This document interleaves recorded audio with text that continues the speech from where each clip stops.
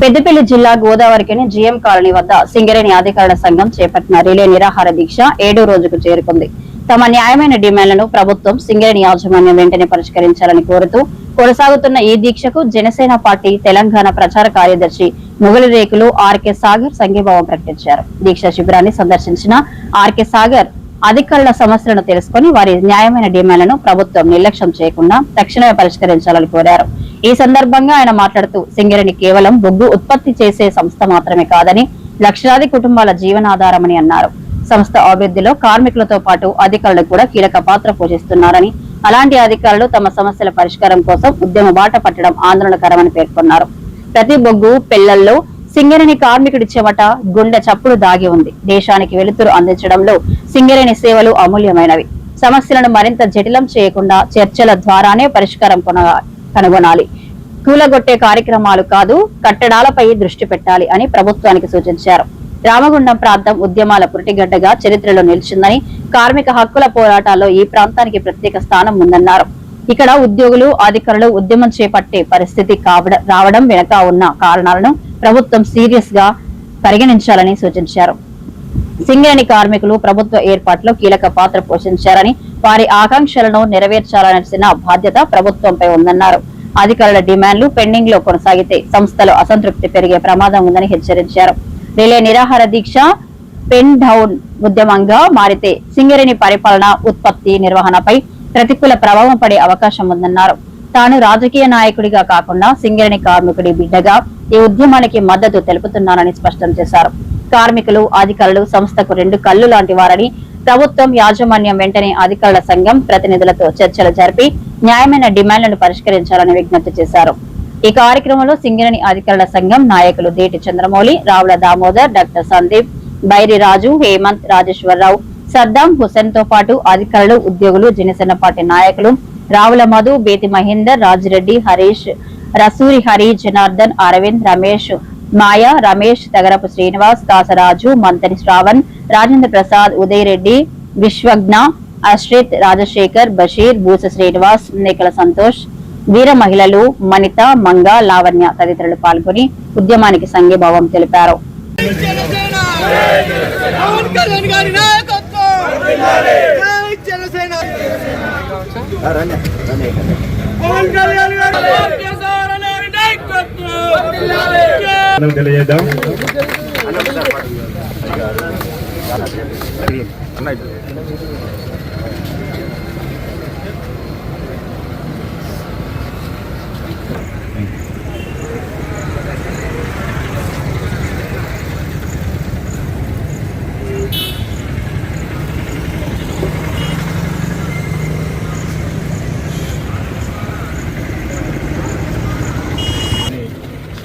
సంస్థ కోసం అహర్నిశలు కష్టపడే అధికారులు, అట్లాగే కార్మికులకు ఏ కష్టం వచ్చినా మేము ఉన్నామంటూ ముందుండే అధికారులకు మరి సందర్భంగా మీరు ఏమి అధైర్యపడకండి, మీ వెనకాల నేనున్నానంటూ మన గోదావరికి ముద్దు బిడ్డ కాదు, కష్టాలు తీర్చడానికి నేను ముందున్నానంటూ ఈరోజు సంఘీభావం తెలవడానికి వచ్చిన మన అన్న పెద్దన్న మన సాగరన్నకు ధన్యవాదాలు తెలియజేస్తూ మన అధికారులకు పిఆర్పి చెల్లిస్తారు, పెర్ఫార్మెన్స్ రిలేటెడ్ పే.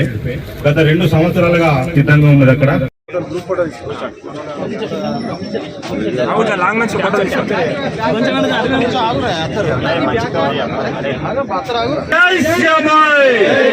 సింగరేణి అధికారుల న్యాయమైన కోరికలు వెంటనే, సింగరేణి అధికారుల న్యాయమైన కోరికలు వెంటనే, పిఆర్పిని వెంటనే వెంటనే, అప్గ్రేడేషన్ వెంటనే, పిఆర్పిని వెంటనే, అధికారుల న్యాయమైన కోరికలు వెంటనే. జై జై శ్రీరామ్, జై సింగరేణి.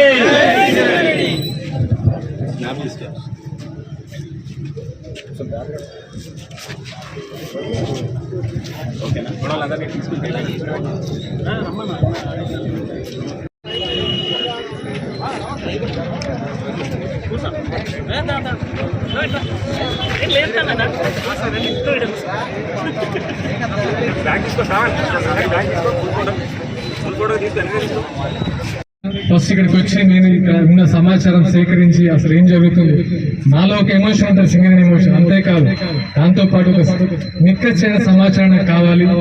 జనసేన నాయకులు ఇక్కడ రావుల మధు గారు వీళ్ళందరూ ఉన్నారు. వీళ్ళందరికీ అంటే మా రాజశేఖర్, హరీష్ వీళ్ళందరూ ఏంటంటే ఆ విషయాలు ఇక్కడ ఉంటూనే ఉంటారు. సో వీళ్ళు రైట్ సమాచారం కోసం నేను అడిగాను. అంతేకాదు ఇక్కడ నిరాహార దీక్ష చేస్తున్న దామోదర్ గారు రావుల అండ్ మా పెద్దలు చంద్రమౌళి గారు, మా వీరారెడ్డి గారు సెక్యూరిటీ ఆఫీసర్ నాకు బాగా సుపరిచితులు, అలాగే రాజు గారికి నిరాహార దీక్ష ఉన్న ప్రతి పెద్దలందరికీ మనస్ఫూర్తిగా అభినందనలు. ఎందుకంటే మీరు 10 మంది కోసం మీరు ఒక్కొక్కరుగా ముందుకు వచ్చి మీ వంతు ప్రయత్నాన్ని గవర్నమెంట్కి వినిపిస్తున్నారు. డెఫినెట్ గా ఈ చర్చలు సఫలీకృతం అవుతాయని మనస్ఫూర్తిగా కోరుతున్నాను. కాని పక్షంలో ఇది పెద్ద ఎత్తున ఉద్యమం ఇస్తుందని మరొకసారి హెచ్చరిస్తుంది. Thank you all. ఏదైతే సింగరేణి అధికారులు ఇక్కడ 7వ రోజు చేరిన రిలే నిరాహార దీక్ష వాళ్ళ హక్కుల కోసం, వాళ్ళ డిమాండ్ల కోసం పోరాడుతున్నారు. వాళ్ళకి సంఘీభావం తెలపడానికే కాదు, వాళ్ళ తరఫున మద్దతుగా పోరాడడానికి జనసేన తరఫున నిర్వహించారు. ఎందుకంటే